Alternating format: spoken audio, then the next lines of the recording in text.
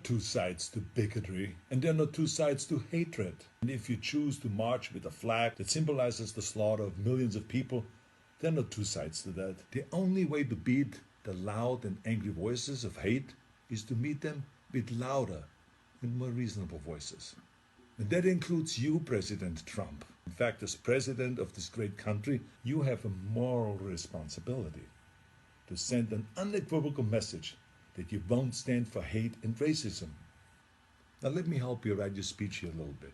As President of the United States and as a Republican, I reject the support of white supremacists. The country that defeated Hitler's armies is no place for Nazi flags. The party of Lincoln won't stand with those who carry the battle flag of the failed Confederacy. Was that difficult? You see, I told you. I have a message to the neo-Nazis and to the white nationalists and to the neo-Confederates.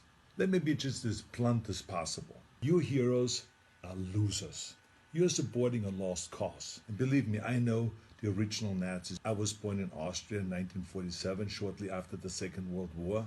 And growing up, I was surrounded by broken men who came home from the war filled with shrapnels and guilt, men who were misled into a losing ideology.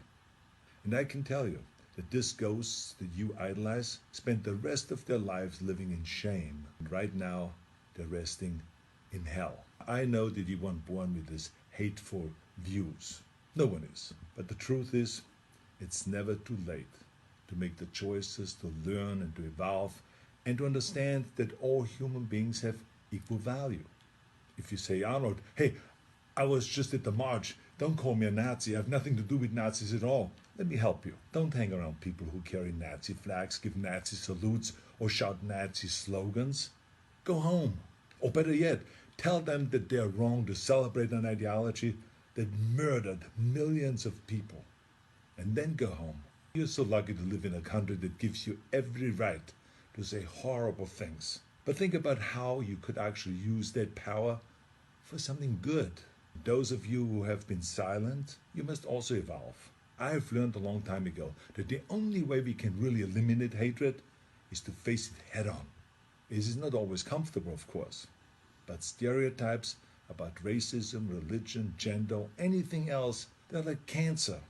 If you had a tumor, you wouldn't quietly hope that it slowly disappears. You would sap the shit out of it with all the chemotherapy and cut it out and try every experimental treatment until it was gone. But this is no different. I mean, this is a difficult time for our country, of course. But I know that if we all have the courage to do something about it and to do the right thing, we come out stronger in the end. I've already donated some money to the Simon Wiesenthal Center, named after a great Nazi hunter, who I was lucky to call a friend. And I hope that you will join me by supporting your favorite anti-hate organization. Let's all commit right now to leaving the terrible ghosts of the past in the trash heap of history. That's where they belong. Now share this video if you think that hatred has no place in America. Let's terminate hate.